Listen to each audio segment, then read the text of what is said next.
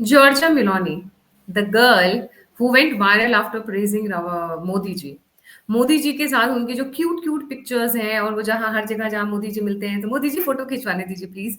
सो एक फोटो खींचकर पूरी वायरल हो गई हैं। एंड आई थिंक जितना लोग उनको मोदी जी की वजह से जानने लगे उतना शायद उनके अपने देश के लोग नहीं जाने हुए होंगे।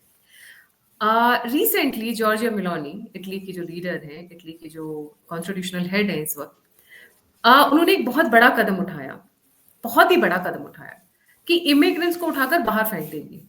और उस पे वो काम करने लगी, पूरा एडमिनिस्ट्रेशन झोंक दिया, उनकी लिस्ट बनवानी शुरू हुई, कौन से कस्बे में, कौन सी लोकेलिटी में कितने लोग रहते हैं, कौन सी नेशनैलिटी है, सीरिया से हैं, सोमालिया से है, सूडान से है।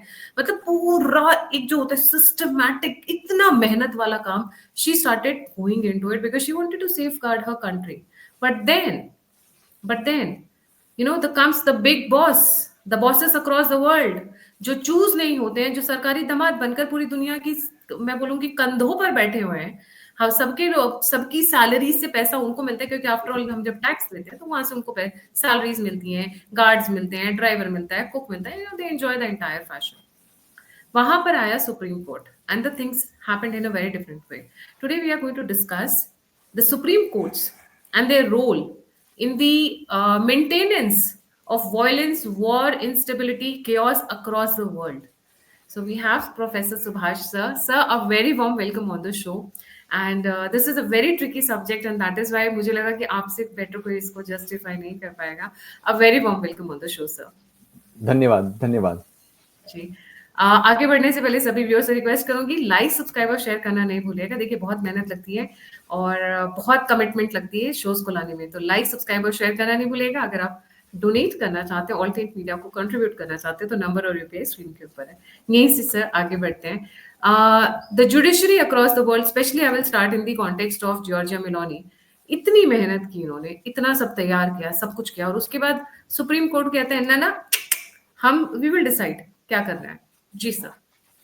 देखिए, जो मॉडर्न जुडिशियल सिस्टम्स हैं ऑल अक्रॉस द वर्ल्ड, चाहे वो यूरोप हो, अमेरिका हो, भारत है, वो जो पिछले 2-3 शताब्दियों में जब कॉलोनियलिज्म बढ़ा, उसकी बाय प्रोडक्ट है।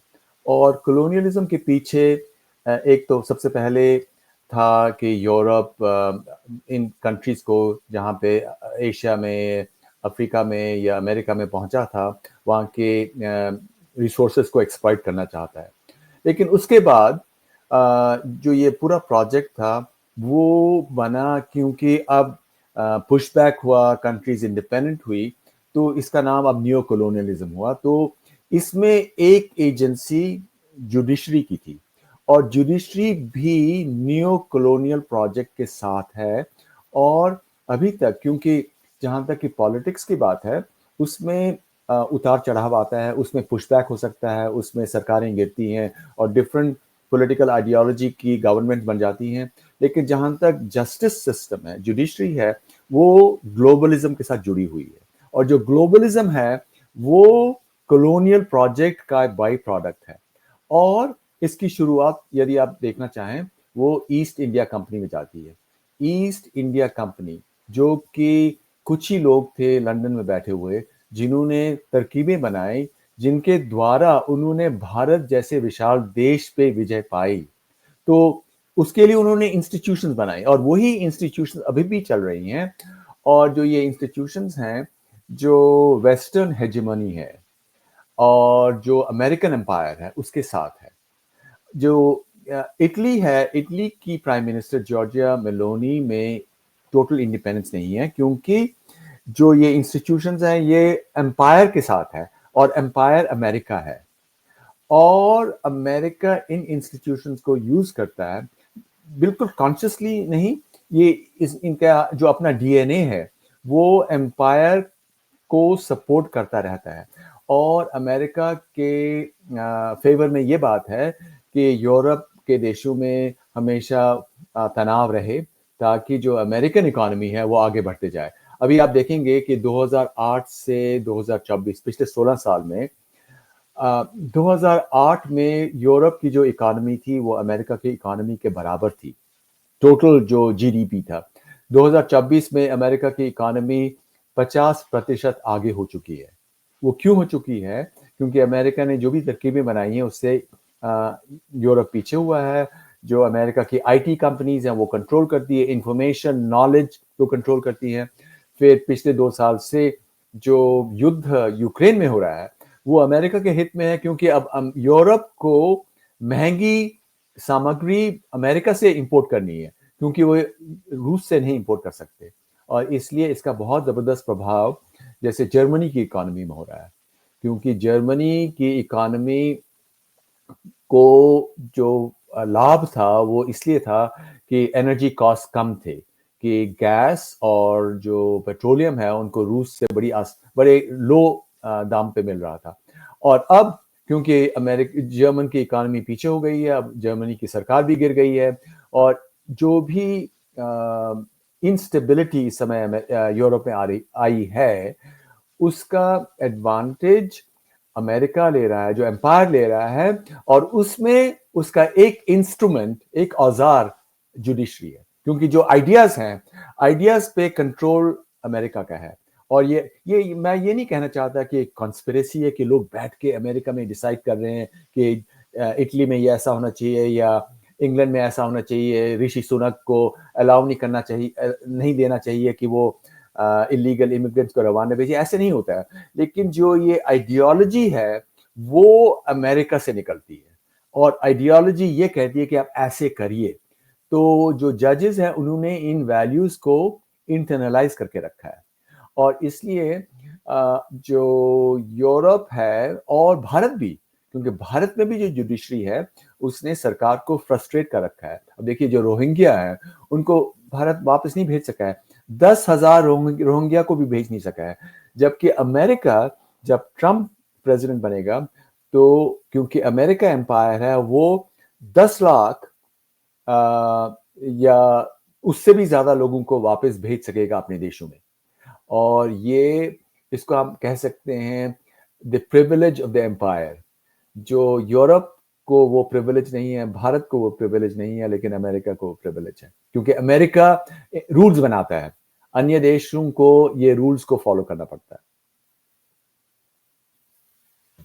जी, तो भारत की जुडिशरी में और अमेरिका की जुडिशरी में और यूरोप की जुडिशरी में ज्यादा अंतर नहीं है, मतलब बिल्कुल नहीं है। दे आर देखिए जो भारत की जुडिशरी है, जैसे पुराने जो चीफ जस्टिस भी थे वो हार्वर्ड आए हुए थे 1-2 साल के लिए, वहां पे ये वैल्यूज इम्बाइब होती हैं कि किस तरीके से सेक्युलरिज्म को हम इंटरप्रेट करें।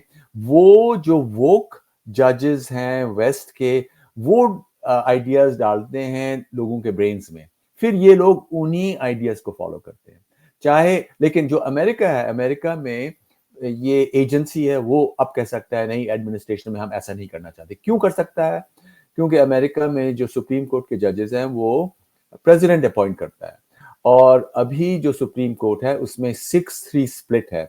6 कंजर्वेटिव्स हैं और 3 लिबरल हैं। 3 को आप वोक समझिए, 6 को ट्रेडिशनलिस्ट समझिए। इसलिए यदि ट्रंप, जब उसकी एडमिनिस्ट्रेशन शुरू होती है, बहुत नए स्टेप्स ले जो कि बाइडेन एडमिनिस्ट्रेशन से बहुत अलग हैं, उनको ये संभावना है कि सुप्रीम कोर्ट नहीं बदलेगी, क्योंकि सुप्रीम कोर्ट के जो जजेस हैं उनकी फिलॉसफी ट्रंप की फिलॉसफी से मेल खाते हैं और बाइडेन की फिलॉसफी से नहीं। जबकि भारत के जो जजेस हैं उनकी फिलॉसफी बाइडेन की फिलॉसफी के साथ है, क्योंकि वो हार्वर्ड आए हुए हैं। ये इंटरेस्टिंग था सर, मतलब अच्छा, क्योंकि वो लेफ्टिस्ट कम्युनिस्ट, हम एलसीएम कबाल बोलते हैं, लेफ्टिस्ट कम्युनिस्ट और मुस्लिम्स या इस्लामिस्ट बोल लीजिए, तो उनसे काफी इंस्पायर्ड है पूरा का पूरा। It is simply because the education system has been hijacked by these people. तो जो वहां से प्रोडक्ट्स निकलते हैं वो सारे उसी आइडियोलॉजी के होते हैं, मोर और लेस। क्योंकि उनका वो इकोसिस्टम है। अब आप देखिए इस समय अमेरिका में ट्रंप के एडमिनिस्ट्रेशन में जो जिनकी अपॉइंटमेंट्स डिक्लेयर हुई हैं, और जो वाइस प्रेसिडेंट है जेडी वांस, ये सब लोग कह रहे हैं कि हम एजुकेशन सिस्टम को पूरी तरह से ओवरहॉल करेंगे। वो कैसे करेंगे, मैं आप ये भी बता दूं। वो इसलिए करेंगे क्योंकि जो यूनिवर्सिटीज हैं उनको फेडरल ग्रांट्स मिलती है, और वो बिलियंस ऑफ डॉलर्स की होती है। तो वो ये नहीं कहेंगे कि हम आपकी इंडिपेंडेंस आपसे छीनना चाहते हैं, वो कहेंगे ठीक है आपकी मर्जी, अमेरिका स्वतंत्र देश है, आप जो करना चाहें करें। लेकिन वो ग्रांट्स को ले लेंगे, और यदि ग्रांट्स को ले लेंगे तो वो यूनिवर्सिटीज हैं उनकी आर्थिक सिचुएशन बहुत खराब हो जाएगी। भारत में ऐसा नहीं होता है। भारत में देखिए कुछ साल पहले एक केस आया था सुप्रीम कोर्ट के सामने सेंट स्टीफेंस कॉलेज के बारे में। सेंट स्टीफेंस की कॉलेज की एडमिनिस्ट्रेशन ने कुछ 10-20 साल पहले ये डिसाइड किया कि 50% जो सीट्स हैं वो क्रिश्चियंस के लिए रिजर्व हों। तो लोगों ने अपील किया और ये सुप्रीम कोर्ट पहुंचा। तो सुप्रीम कोर्ट ने एडमिनिस्ट्रेशन के साथ वोट किया, जो अमेरिका में कभी नहीं हो सकता, क्योंकि अमेरिका की सुप्रीम कोर्ट कहेगी ठीक है सेंट स्टीफेंस कॉलेज आप ये करिए, लेकिन आपको 97% पैसा सेंट्रल से मिल रहा है, एजुकेशन मिनिस्ट्री से मिल रहा है, तो आप इस पैसे को आप लेना बंद कर दीजिए, या आपको ये पैसा नहीं मिलेगा तो आप 50% रिजर्वेशन कर सकते हो या 100% रिजर्वेशन कर सकते हो। तो जो भारत में जो लॉज हैं, क्योंकि ये कॉलोनियल पावर्स की ट्रेडिशन से जुड़े हुए हैं, तो इसलिए वो काफी रोड़े लगा रही हैं भारत की सरकार के सामने, नरेंद्र मोदी की सरकार के सामने, जिसको जो आउटसाइड ऑब्जर्वर्स हैं वो समझ नहीं सकते कि क्या हो रहा है, क्योंकि वो समझते हैं कि ठीक है भारत की कोर्ट्स जो हैं वो वैसे ही वर्क करती हैं जैसे कि अमेरिका की कोर्ट्स। नहीं, बिल्कुल नहीं, क्योंकि अमेरिका में ये बिल्कुल संभव है ही नहीं कि जामिया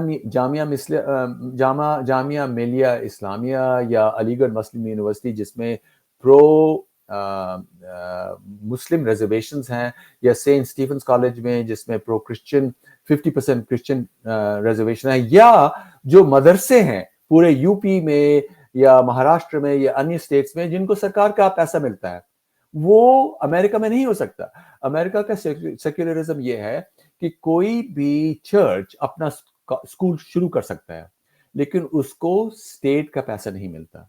लेकिन भारत का सेक्युलरिज्म ऐसा है कि जो मस्जिदें हैं या जो चर्च हैं, उनके स्कूलों को स्टेट का पैसा मिलता है, गवर्नमेंट का पैसा मिलता है, और जो जुडिशरी है, क्योंकि वो वेस्टर्न नियो कॉलोनियलिज्म का इंस्ट्रूमेंट है, वो यही चाहती हैं, क्योंकि उनको समझ ही नहीं है, वो ये देख ही नहीं रहे हैं कि जो ये शब्द हैं ये कितने इनकॉन्ग्रुअस है, कि सेक्युलरिज्म में ऐसे कैसे हो सकता है कि आप रिलीजियस एजुकेशन को पैसा दे रहे हो, क्योंकि अमेरिका में वैसा नहीं होता।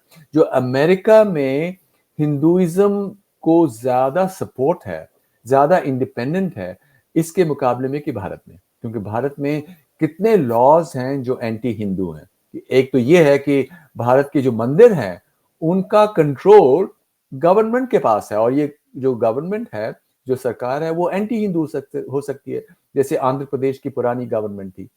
तो इसलिए ये बहुत कड़ी समस्याएं हैं जिनका प्रभाव होता रहेगा ट्रंप के आने के बाद भी, क्योंकि जो भारत की जुडिशरी है वो वोक रहती रहेगी, यूरोप की जुडिशरी भी वोक रहती रहेगी, तब तक जब तक कि यूरोप की जो सरकारें हैं वो भी गिरें, जैसे कि जर्मनी की गिरी पिछले 1-2 हफ्ते पहले, उसके बाद भी उनकी जो जुडिशरी को वो चेंज करना बहुत आसान नहीं है वहां पे।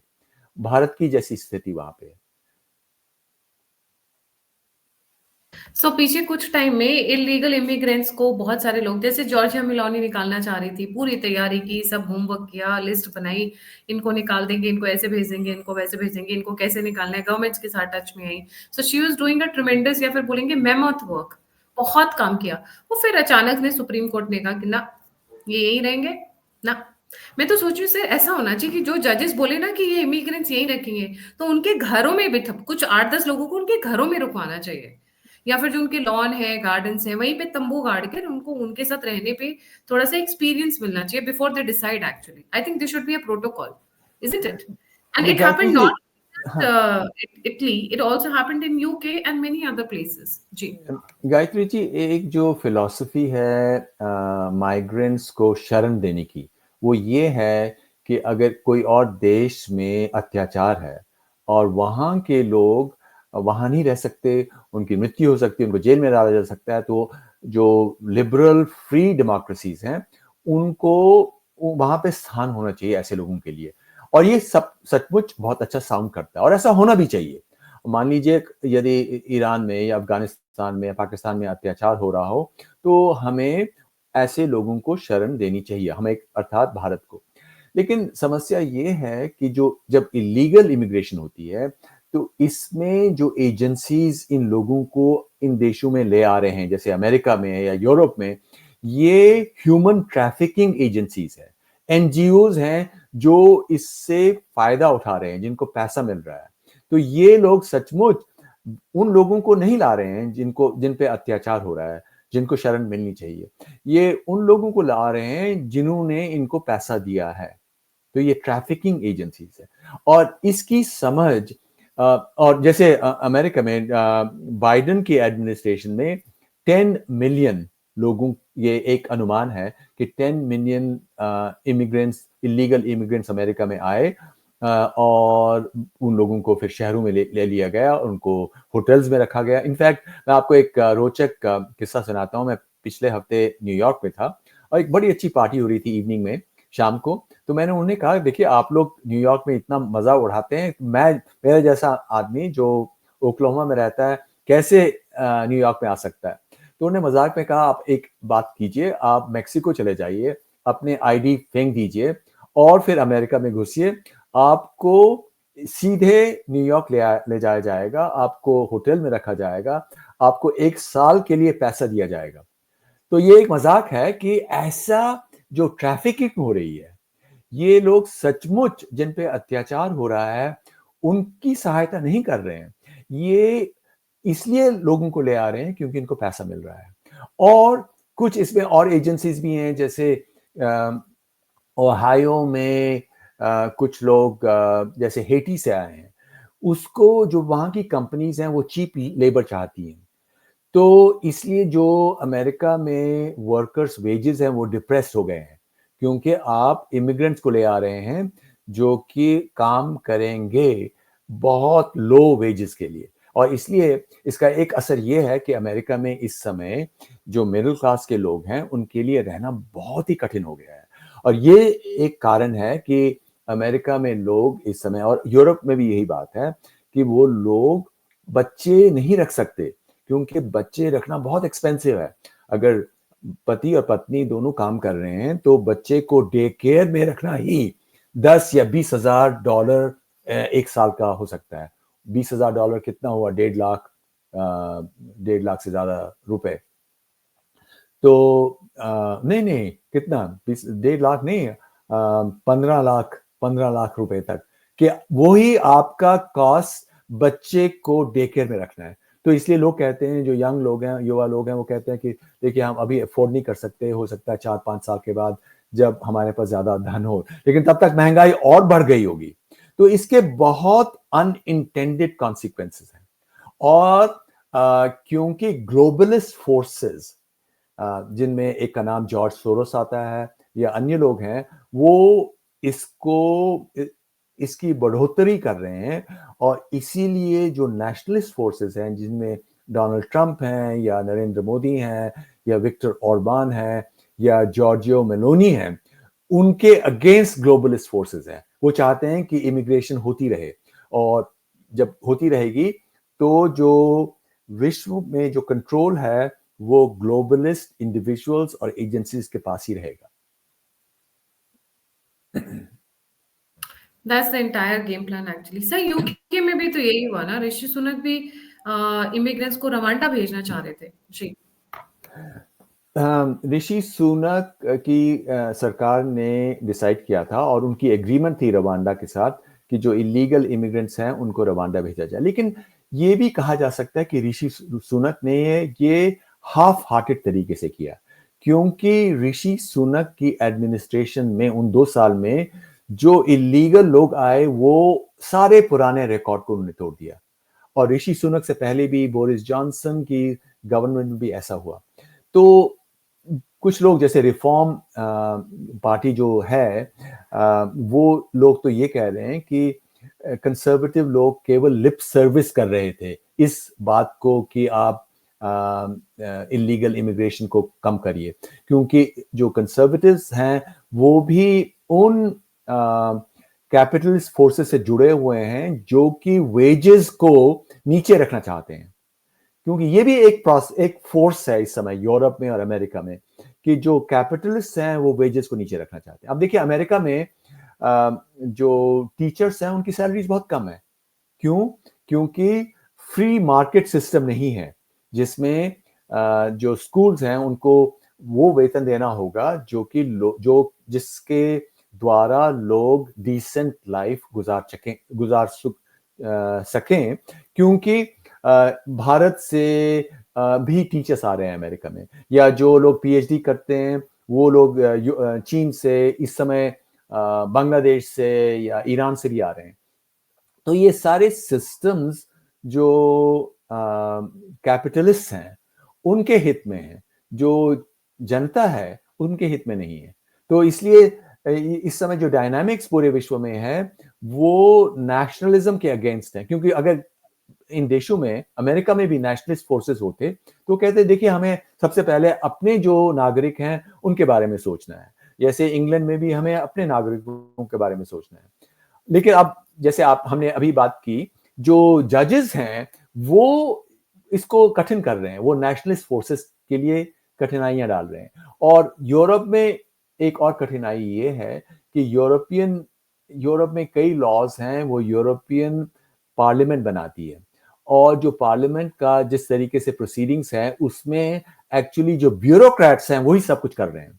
तो यूरोप इस समय स्वतंत्र केवल नाम के वास्ते है, यूरोप में ज्यादा फ्रीडम नहीं है। अब देखिए ओरबान ने ये कहा था कि जो इलीगल इमिग्रेंट्स हैं मैं उनको अपने देश से गुजरने नहीं दूंगा, तो हर एक दिन कुछ 50,000 यूरो का फाइन जो ब्यूरोक्रेट्स हैं ब्रसल्स में वो लगा रहे हैं हंगरी पे।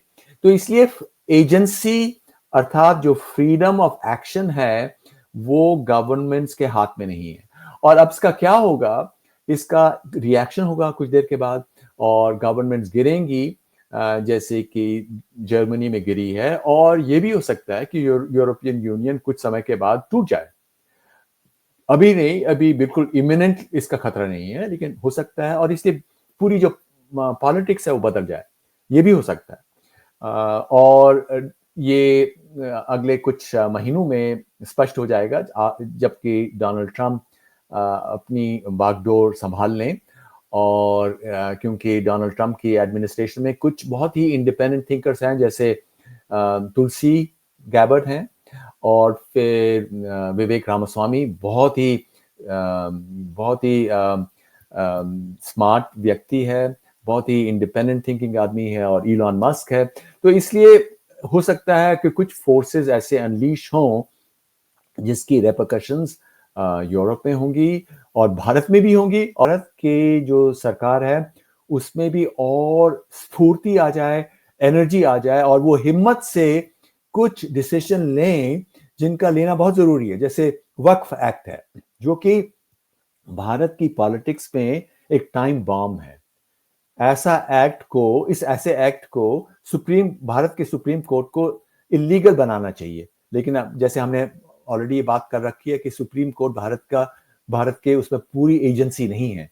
लेकिन ऐसे एक्ट और जो अन्य नॉन सेक्युलर लॉज हैं, जो एंटी हिंदू हैं, एंटी भारत सिविलाइजेशनल लॉज हैं, उनको बदलने की हिम्मत यदि भारत में भी आएगी, क्योंकि ट्रंप ये सब चीजें करेगा, ट्रंप किसी से डरता नहीं है, बिल्कुल निडर है। जैसे उसने वो भी तब दिखाया जब उस पे असैसिनेशन अटेम्प्ट हुई, जैसे उठा और उसने कहा फाइट फाइट। उस बहुत हिम्मत वाला व्यक्ति है, और मुझे तो यही आशा है कि भारत में भी यदि ऐसी हिम्मत दिखाई जाएगी तो भारत जो इस समय पॉलिटिकल कठिनाइयों में है, जिसका फायदा जो अपोजिशन ले रही है, जो कि ग्लोबलिस्ट से मिली हुई है, क्योंकि ग्लोबलिस्ट चाहते हैं कि भारत कमजोर हो जाए, और जो भारत के अंदर लोग बैठे हुए हैं वो समझते नहीं है कि जो अपोजिशन के लोग हैं वो ऐसा क्यों कर रहे हैं। तो बहुत इंटरेस्टिंग पॉलिटिक्स है, बहुत इंटरेस्टिंग गेम हो रही है, जिसको हम great game, modern great game कह सकते हैं।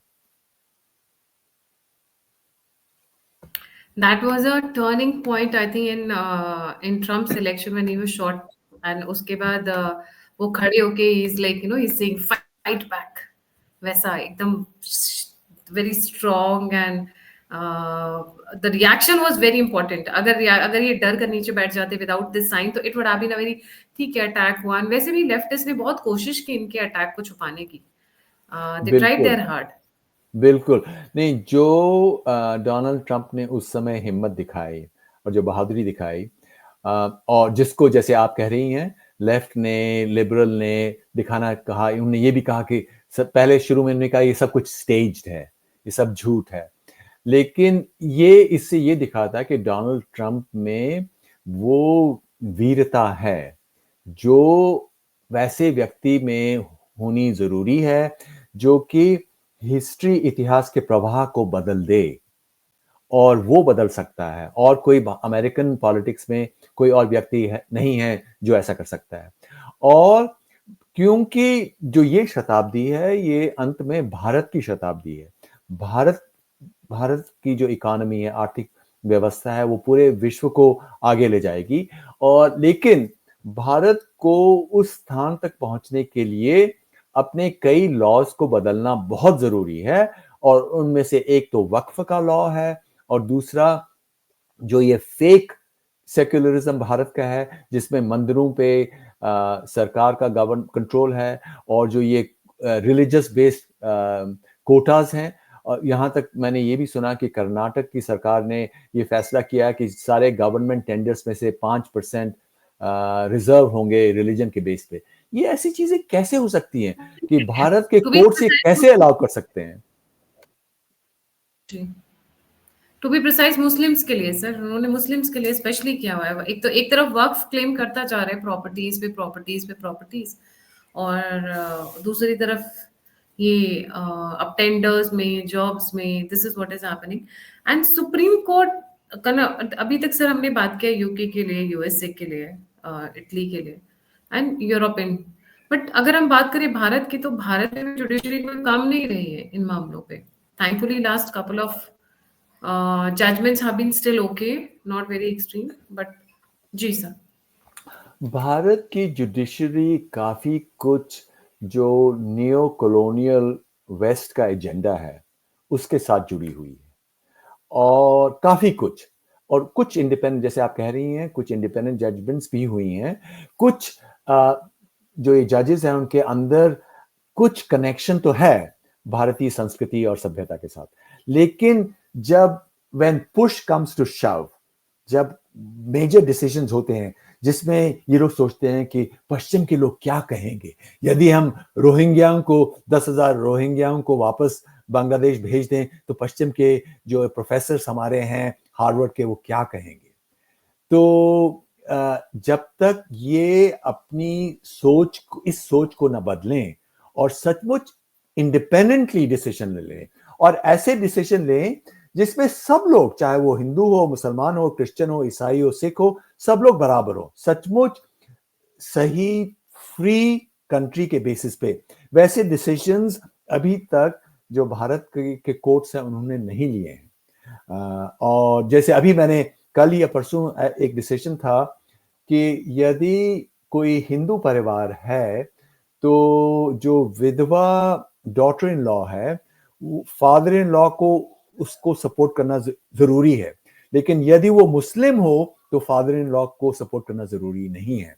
तो देखिए डिस्पैरिटी हुई, टू टाइप जज लॉज। ऐसे लॉज नहीं होने चाहिए। सारे जो लॉज भारत में हैं एक समदृष्टि के हों, क्योंकि जो ऐसे लॉज जो डबल फेस लॉज हैं वो एक अनकॉन्शियस फोर्स प्रेशर डालता है लोगों को कि आप अपनी संस्कृति को छोड़ दीजिए, अपने धर्म को छोड़ दीजिए, क्योंकि यदि आप छोड़ेंगे तो आपके बच्चे को एडमिशन मिलेगा सेंट स्टीफेंस में, या और इस यूनिवर्सिटी में मिलेगा और इस यूनिवर्सिटी में मिलेगा। और कुछ लोग, मान लीजिए आप ये कह सकते हैं कि 95% लोग इसको छोड़ देते हैं, इस पर ध्यान नहीं देते, लेकिन कुछ लोग तो देते हैं, कुछ लोग इसका फायदा उठाते हैं, और वो देश के हित में नहीं है।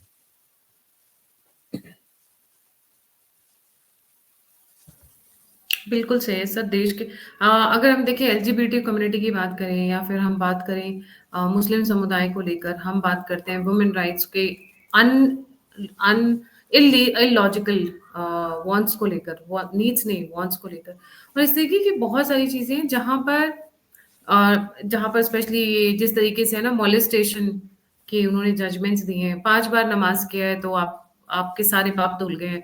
और इसी जगह हाई कोर्ट का एक जजमेंट था जो बहुत शॉकिंग था कि आपने 5 बार नमाज़ पढ़ी तो उन्होंने they let go of a person who was a rapist and who was a killer. उस लड़की को उसने सब बेदर्दी से मारा, बेरहमी से मारा, छोटी बच्ची थी। और क्योंकि वो 5 बार नमाज़ पढ़ता था तो उसको बरी करने की बात कर ली। इस तरीके के जो जजमेंट्स आते हैं even in India they are very shocking, और फिर ये समझना पड़ता है कि ये पूरे फसाद की जड़ है कहाँ से। So all goes back to the sir, कहाँ से है इन सबकी जड़ कहाँ पर है? बिल्कुल आप सही कह रही हैं। जो जुडिशरी के रिफॉर्म्स बहुत इंपॉर्टेंट हैं भारत के लिए इस समय, क्योंकि भारत में जुडिशरी, अब देखिए जो वो एक एल्यूमिनियम या कॉपर का जो प्लांट था तमिलनाडु में, तो उसको जजेस ने बंद करवा दिया क्योंकि चर्च और एनजीओ ग्रुप्स थे, वो कह रहे थे कि इससे पोल्यूशन हो रहा है। और उससे फायदा किसको हुआ? चीन को हुआ। फिर क्योंकि अब भारत चीन से कॉपर को इंपोर्ट कर रहा है। तो जो भारतीय पॉलिटिक्स है उसमें केवल ये वेस्टर्न न्यो लिबरल इंपीरियलिज्म ही नहीं है, इसमें चीन भी है एक पार्टिसिपेंट अपने कम्युनिस्ट और जो बाकी एजेंसीज हैं उनके द्वारा। तो इसमें अब देखिए, आप ये प्रश्न पूछ सकती हैं तो इसमें आगे भारत कैसे बढ़े। इन सब चीजों के बारे में हमें जब तक जनता को एजुकेट ना करें, तब तक जो ये जजेस हैं वो भी इन सब बातों को समझेंगे नहीं। और इसलिए जैसे हम ये इस समय चर्चा कर रहे हैं, इसका ये बहुत ही जरूरी है सबसे पहले जनता को इन प्रश्नों को समझने के लिए, और हो सकता है कि कुछ जजेस हैं वो भी इससे उनका मन बदल जाए।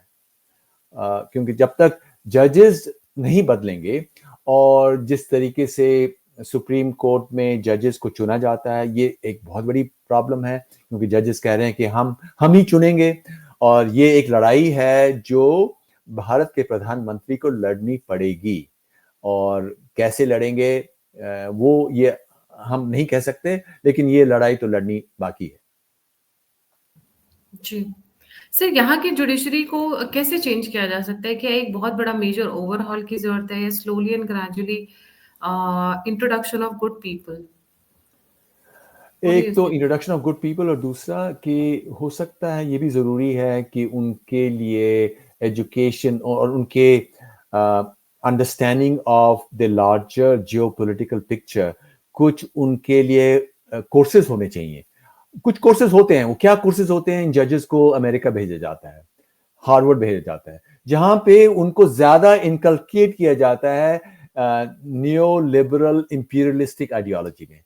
तो जो इसके लिए ये भी जरूरी है कि नेशनलिस्ट एंड इवन हैंडेड, हम ये नहीं कह रहे हैं कि रिग्रेसिव आइडियाज इनको लेने चाहिए, नहीं, हम ये कह रहे हैं बिल्कुल मॉडर्न स्टेट के लिए सब नागरिकों को बिल्कुल बराबरी से समझना चाहिए, उनको लेना चाहिए। लेकिन उसको समझने के लिए जो लार्जर पिक्चर है उसमें उसके लिए कुछ शॉर्ट कोर्सेज होने चाहिए, उसके लिए सेमिनार्स होने चाहिए, जो हो सकता है कि भारत में नहीं हो रहे हैं। कि ठीक है, आपने एक बार जज को चुन लिया, उसके बाद वो केवल अपनी जजमेंट दे रहे हैं, और उन्होंने अपने माइंड्स को अप टू डेट नहीं रखा है विचारधारा के साथ। और जो जो दुनिया बदल रही है, दुनिया जिस प्रकार इस समय बदल रही है वो बिल्कुल अनप्रेसिडेंटेड है। जो मल्टी यूनिपोलर से बदल रही है मल्टीपोलर तक। जो अमेरिकन एम्पायर है, लेकिन अमेरिका अभी भी वर्ल्ड में रूल कर रहा है, लेकिन उसकी शक्ति घट रही है और भारत की शक्ति बढ़ रही है। भारत तीसरे नंबर पे आर्थिक स्थिति पे हो रहा है, और इसलिए भारत के लिए बहुत ही जरूरी है कि भारत के जजेस और पॉलिटिशियंस भी समझें कि उनके लिए क्या चीजें उन्हें करनी चाहिए, कौन सी चीजें सही हैं, कि वो केवल वेस्ट के जो डिजायर्स हैं उन्हीं को आर्टिकुलेट ना करें। जैसे कि भारत के कई जो ऑपोजिशन नेता है वो वेस्टर्न नैरेटिव पॉइंट्स को पुश कर रहे हैं, भारत के जो अपने पॉइंट्स हैं उनको पुश नहीं कर रहे। जी। So it will take a long time for the change to come in. It will be a long battle. It will not be a small time thing.